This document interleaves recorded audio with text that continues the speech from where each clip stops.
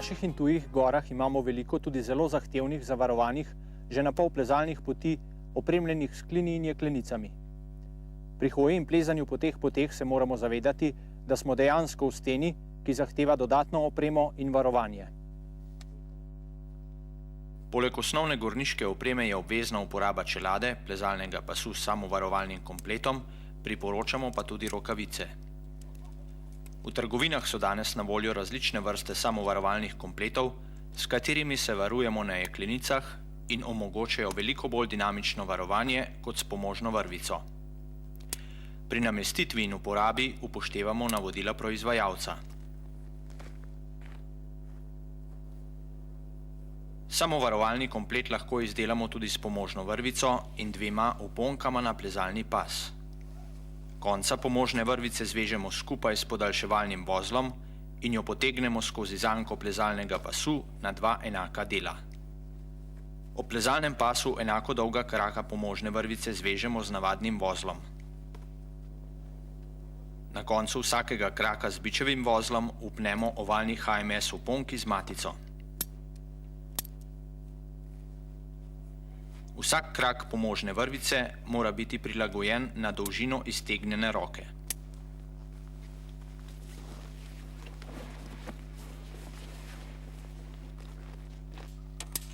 Na jeklenici se obvezno vpenjamo z obema krakoma. Matica je obrnjena proti nam, zato da se ne drgne ob steno. Ko pridemo do klina, najprej prepnemo eno in nato še drugo oponko. Med 2 klinoma je vedno samo en plezalec in nikoli 2 ali več, še posebej v navpičnih.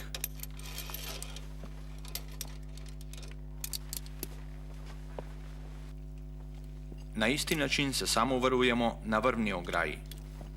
Tukaj imamo še dodatno možnost varovanja s prižemo v navpičnih predelih, ki jo upnemo v en samovarovalni krak.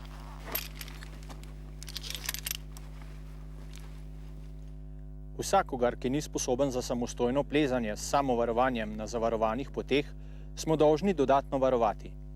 To še posebej velja za otroke. Opuščanje varnostnih ukrepov pri otrocih je neodgovorno početje, za katerega ni opravičila.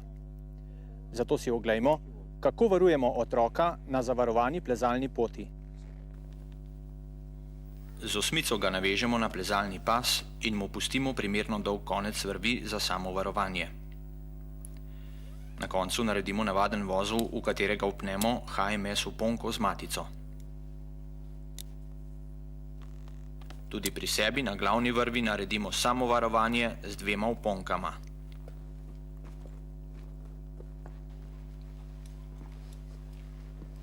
Na jeklenico se pripenjamo z obema oponkama, varovani pa samo z eno. Vrv med vodnikom in varovanim mora biti ves čas rahlo napeta.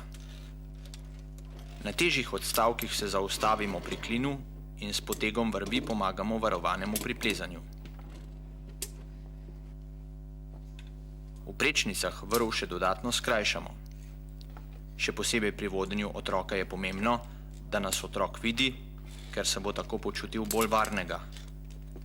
Obenem ga imamo pod nadzorom, ga spodbujamo in mu svetujemo pri plezanju.